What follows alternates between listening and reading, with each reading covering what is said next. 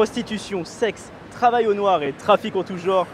Bienvenue au Kabukicho, le quartier rouge de Tokyo. Vous l'avez sans doute découvert à travers des mangas comme Nicky Larson, des jeux vidéo comme Yakuza ou dans des streams Twitch de qualité. Ce quartier d'environ 600 mètres a une atmosphère unique, bien loin des clichés sur le Japon, bien sous tout rapport. De facto, ce quartier de Shinjuku a été très longtemps le terrain de jeu des salarymen qui venaient s'enjailler ici. Club d'hôtesse, Love Hotel, Soplen et j'en passe et des meilleurs, les salarymen ont de quoi s'amuser ici. Clairement, la réputation du Kabukicho n'est plus à faire, mais ça n'a pas toujours été le quartier chaud qu'il est aujourd'hui. Je vous raconte aujourd'hui l'histoire du Kabukicho. Allez, c'est parti. Pour raconter l'histoire du Kabukicho, nous devons parler de Shinjuku dans son ensemble et remonter à l'ère Edo et plus exactement en 1603. À l'origine, cette zone était une ville d'auberge, utilisée comme escale pour les voyages longue distance. Pas d'avion ni de Shinkansen. À l'époque, la majorité de ces voyages se faisaient à pied. Soit pour les plus riches, à cheval. Mais dans tous les cas, les distances parcourues étaient franchement très limitées. Shinjuku était donc cette ville d'escale très utile, située près d'une grande route appelée Koshukaido, qui reliait Tokyo à la préfecture de Yamanashi. Shinjuku signifie nouvelle auberge, ce qui a du sens quand on considère que la ville était assez nouvelle pour l'époque. À l'origine, Takaido était la première étape depuis Edo, l'ancien nom de Tokyo by the way. Mais si vous étiez des terres, du centre de Tokyo vers Nihonbashi jusqu'à Takaido, ça représentait quand même 15 km. Ça fait beaucoup, je pense. Donc imaginez faire ça à pied avec en plus des affaires à trimballer. Vous vous en doutez, le shogunat d'Edo était bien au courant que c'était franchement pas terrible. Ils ont donc loué le terrain à la famille Naito qui possédait le terrain à l'époque. D'où l'ancien nom de Shinjuku, Naito Shinjuku. Mais après un moment, la famille Naito a abandonné le terrain au nord et a continué à vivre sur le terrain un petit peu plus au sud-est, qui est l'actuel Shinjuku Gyoen. Vous savez, le parc floral très sympathique et qui pour un moment était gratuit pour les touristes car le garde avait peur des gaijin. Oui, c'est pas une blague, c'est une vraie anecdote. Vous pouvez aller chercher ça. Bref, dans le 4e district, à Shinjuku Yonchome, on a commencé à voir apparaître une rangée de maisons de thé et de ryokan. Vous savez, les fameuses auberges japonaises dans les ruelles environnantes. Un peu plus tard, la zone s'est davantage développée avec la création de nouveaux restaurants pour les voyageurs, dont notamment des restaurants de udon. La région a commencé à prospérer et à attirer tout type d'artistes de rue, comme des conteurs rakugo, et qui est l'art traditionnel du conte humoristique japonais, et d'autres experts dans les performances de rue. C'est à partir de là que la zone commença à avoir une activité nocturne de qualité, donnant naissance à Shinjuku Nichome, communément appelé Okabasho. Okaba étant un terme plutôt négatif voulant dire en dehors du chemin ou hors du chemin.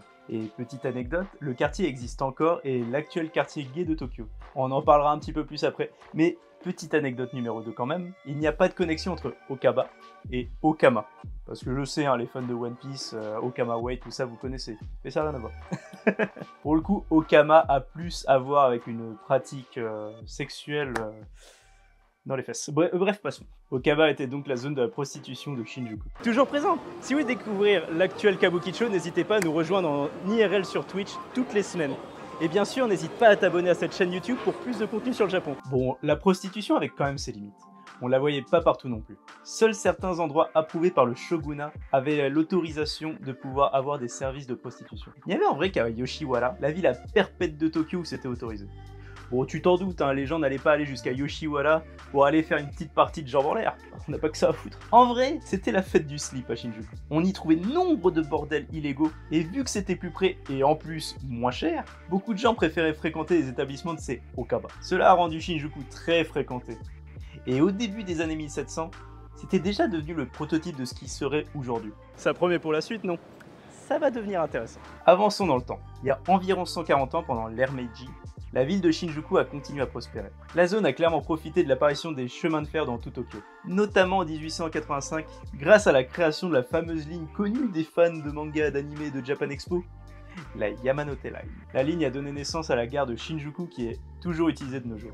S'en suivit 4 ans plus tard la Chuo Line, la Keio Line en 1915 et en 1927 la Odakyu Line qui est ma ligne de train. C'est celle-là que j'utilise tout le temps. Toutes ces lignes firent de Shinjuku la porte d'entrée vers Tokyo.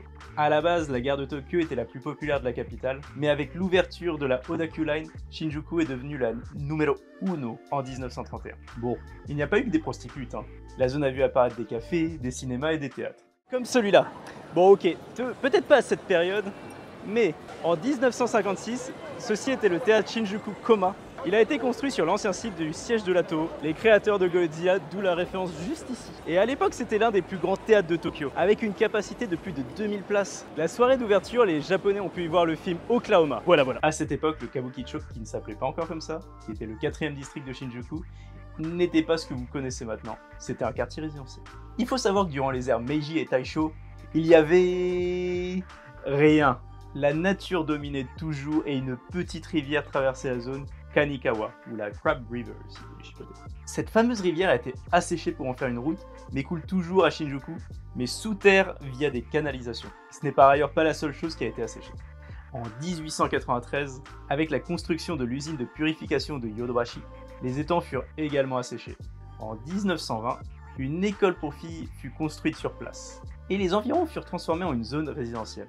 Faut comprendre qu'avant la Seconde Guerre mondiale, ce quartier était l'un des secteurs ouverts aux propriétaires étrangers, principalement de Taïwan et de la Corée, qui exploitaient principalement des Tsurekomi Yado, les prédécesseurs des Love Hotels d'aujourd'hui. Vous savez, ces hôtels qui pullulent un petit peu partout dans le quartier. À la fin de la guerre du Pacifique en avril 1945, Shinjuku a été gravement endommagé par les raids aériens américains. La zone entière a été réduite en cendres, le quartier a été balayé. Tout ce qui a survécu était le bâtiment de la gare de Shinjuku et 2 grands magasins. À partir de là, les habitants de Tokyo ont commencé à reprendre un rythme de vie normal, et des magasins en plein air et des bâtiments ont été créés durant cette période. Le quartier du Kabukicho à l'origine s'appelait Tsunohazue. Durant cette période post-Seconde Guerre mondiale, un homme du nom de Suzuki Kihei, président de l'association du quartier Kakuzukita, a décidé de se bouger les fesses. Lorsqu'il apprit la nouvelle de la défaite du Japon à Nikko, là où il avait été évacué, il décida de réfléchir à ce que le Japon devait faire dorénavant.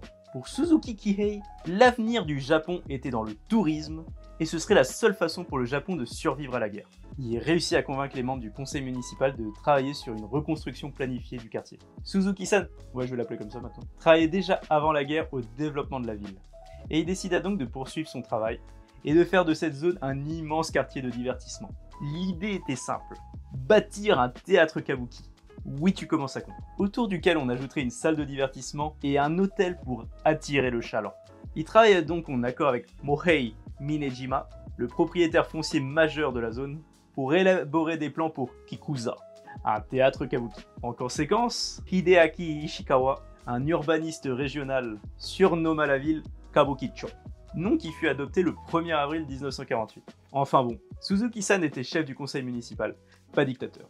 Il n'avait donc pas le pouvoir de prendre des décisions sur l'utilisation de ces terres. Il fit donc tout ce que tout bon chef du conseil municipal ferait à sa place, du porte-à-porte chez les proprios pour les convaincre de coopérer. Et bah vous savez quoi, ça a marché. Suzuki-san les a convaincus en proposant de créer une association pour la coopération de la reconstruction, de consolider les bails en un seul, de construire de nouvelles routes, de réorganiser les parcelles, puis de diviser les terres pour la construction. Ça s'est passé en octobre 1945, soit seulement 2 mois après la fin de la guerre du Pacifique. Clairement, le monsieur, il a pas chômé. Tout était donc fin prêt pour créer un théâtre kabuki avec l'objectif d'attirer les troupes du Kabukiza, et ça a bidé. Malheureusement, le théâtre ne s'est jamais fait car un petit peu trop cher à produire. C'est un peu con pour un quartier qui s'appelle Kabukicho quand même. Malgré ça, le quartier a quand même connu un certain développement et est devenu un grand quartier de plaisir. C'est clairement pas dû au hasard, mais bien au contraire, ça a été pensé de cette manière après avoir dégagé les terres et tout réaménagé. Bon du coup, comment se présente ce nouveau quartier du divertissement? Eh bien, les rues du Kabukicho sont difficiles à parcourir. Il y a beaucoup de croisements en T qui empêchent les gens de marcher droit. Ça peut paraître dingue, mais il y avait quand même une logique derrière ce bordel. Le projet était d'inciter les visiteurs à explorer davantage, en se perdant dans les différentes ruelles du quartier. Le plaisir étant de constamment découvrir de nouvelles boutiques, à chaque tournant sans jamais avoir une vue d'ensemble. Ce coin n'existait certainement pas tel quel à l'époque, mais imaginez ce que c'était de se perdre dans ces ruelles à l'époque.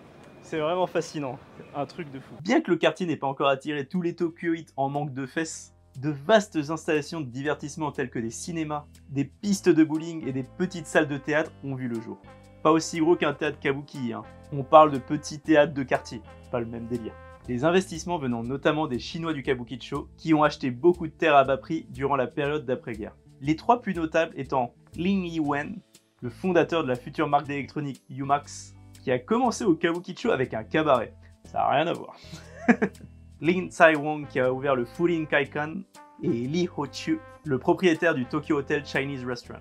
Dites-vous qu'en 2002, on estimait encore que 70% des terres du Kabukicho appartenaient à des gens nés au Japon d'origine étrangère. Je dis bien né au Japon et pas japonais, parce qu'ici, il y a un petit délire avec les origines. On en parlera peut-être dans une autre vidéo. Le Kabukicho, avec tous ses investissements, est donc devenu un spot réputé pour les chanteurs de tout genre, et un lieu apprécié pour les arts du spectacle japonais. Néanmoins, le Kabukicho est quand même bel et bien devenu un quartier nocturne. On notera même qu'en 1971, Takeshi Aida, un ancien vendeur de matelas, a ouvert le club Ai, ça veut dire amour, le tout premier club d'hôtes à Kabukicho. Et dites-vous qu'à son apogée, l'entreprise d'Aida a déclaré un chiffre d'affaires annuel de 2,7 milliards de yens. C'est pas mal du tout ça. Et de nos jours, des clubs d'hôtes, t'inquiète pas, il y en a beaucoup, et ils sont prêts à te claquer ta moula. Mais bref, on s'égare un peu. Comment le Kabukicho est devenu ce qu'il est avant même son tout premier club d'hôtes? Je vous en parle. Comment? À cause du gouvernement japonais, bien sûr. En 1958, le gouvernement japonais a promulgué l'interdiction de la prostitution. Jusque-là, et comme on l'a dit auparavant, la prostitution était autorisée dans les zones reconnues par le gouvernement. Mais après cela, toutes les boutiques et les prostitutes pouvaient se faire arrêter. Vous vous souvenez des okaba? Les ruelles où se passaient des bails illégaux. La prostitution dans les okaba qui avait eu lieu jusqu'alors a déménagé au Kabukicho comme pour retomber dans un certain anonymat. Et on va pas se mentir, tout le monde connaissait les okaba de Shinjuku Nichome. Puisque justement, Shinjuku Nichome et Kabukicho, Yonchome du coup, étaient seulement à moins d'1 kilomètre l'un de l'autre. Les clients réguliers se sont donc naturellement dirigés vers le nouveau quartier, qui s'est rapidement transformé en quartier nocturne pour adultes. Forcément, le revers de la médaille, c'est que le fameux quartier de Shinjuku Nichome, qui avait tant d'activités, est devenu de plus en plus vide et au bord de l'abandon. Malgré que son emplacement près du Shinjuku Gyoen était franchement favorable, le lieu est devenu très indésirable. Seules les minorités sexuelles ont commencé à s'y rassembler.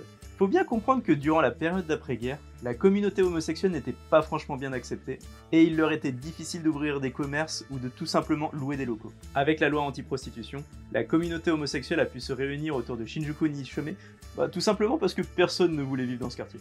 Et de nos jours, le quartier est toujours connu pour sa commu LGBT, ses bars et son ambiance bien plus joyeuse que durant l'après-guerre. Par contre, comme par hasard, quand je viens de filmer ça, il y avait personne, c'était fermé et il pleuvait. Mais imaginez que c'était quand même un endroit très joyeux et que ça allait toujours. On continue. Une autre ruelle appelée Golden Gai était tout aussi connue que Shinjuku Nichome. La zone à l'est du Kabukicho était également une zone de prostitution à l'époque. Les bâtiments faisaient régulièrement 3 étages avec le premier étage servant de bar. Le deuxième étage était pour le proprio, et tu t'en doutes, le troisième étage avait des petites chambres où se passaient les activités de prostitution. Par contre, ce Golden Gai, comme le quartier de Nichome, a été complètement abandonné de ses clients après la promulgation de la loi anti-prostitution de 1958. Mais il est néanmoins devenu célèbre comme un quartier pour picoler. Dans ce quartier se rassemblaient des écrivains, des peintres, des réalisateurs, des acteurs et d'autres personnalités culturelles. Aussi étonnant soit-il, le quartier existe toujours et est très populaire auprès des touristes du monde entier pour son ambiance traditionnelle unique. Et bon, on va pas se mentir, c'est aussi un bon endroit pour picoler sa mère avec les locaux super kiffants. Et je vous invite vraiment à essayer. Bon, ça a l'air d'être la fête, le Kabukicho, tout le monde s'amuse, tout le monde s'enjaille, il y a des artistes, on picole. Il y a quand même un problème, et il faut que je vous en parle, c'est bien sûr la mafia japonaise, les Yakuza. Tu t'en doutes, les conflits entre clients bourrés et les commerçants sont inévitables dans un quartier de plaisir nocturne. Les Yakuza devenaient une présence nécessaire pour gérer les dégâts liés aux bagarres, gérer les clashs avec les employés ou s'occuper des clients qui ne paient pas les factures. T'as compris. Ce genre de soucis se produisait quotidiennement et les propriétaires avaient du mal à rester chill. Il fallait un intermédiaire fiable. Les Yakuza se sont donc chargés de résoudre les problèmes que les policiers voulaient ou ne pouvaient pas prendre en charge. Bon, par contre, faut pas déconner, hein. Les Yakuza ils faisaient pas ça pour la charité. Ah non. Les Yakuza venaient chaque mois collecter de l'argent auprès des propriétaires de boutiques en échange de leur protection. Il semblerait qu'en moyenne, les petites boutiques devaient lâcher à peu près 50 000 yens par mois, soit à peu près 300 €, et les plus gros établissements lâchaient des sommes jusqu'à 300 000 yens, soit à peu près 2 000 € par mois. Et en vrai, bien que ce système était un peu ghetto, il tenait la route. Ce qu'il était un petit peu moins, c'était l'ordre public. Car oui, il a été décidé par les propriétaires du Kabukicho que les Yakuza seraient également en charge de l'espace public, avec l'espoir de calmer les violences fréquentes du quartier. Ça a marché! Ou pas, mais alors vraiment pas. Dès que les Yakuza ont eu le contrôle des rues du quartier, la violence a empiré. Ils en ont en effet profité pour lancer de nouveaux business illégaux comme les jeux d'argent, le crédit à des taux qui défient absolument aucune concurrence, et bien sûr la vente de stupéfiants. Forcément, avec tous les clients et les vendeurs qui se rencontraient au Kabukicho pour finir leurs transactions, tu te doutes que le quartier n'avait pas une très bonne réputation de quartier sécuritaire. Néanmoins, au XXIe siècle, les Yakuza ont tendance à disparaître du quartier du Kabukicho à cause des mesures du gouvernement envers eux. L'opération la plus connue se nomma Purification du Kabukicho pour l'amélioration de la sécurité publique. Grosso merdo, on carchérise Kabukicho. Le Kabukicho devint ces dernières années un endroit bien plus sûr et de plus en plus de touristes viennent visiter ce monument de l'histoire de Tokyo. Après, je vous invite quand même à bien faire attention. Même si vous avez peu de chances de vous faire agresser dans les rues du Kabukicho, vous n'êtes pas à l'abri de vous faire arnaquer dans un club d'host, un ladies bar, un sopland, un beiji bar, un salon de massage, etc., etc. Et si vous êtes curieux, je parle d'une de ces arnaques dans une ancienne vidéo de la chaîne, Matakondo.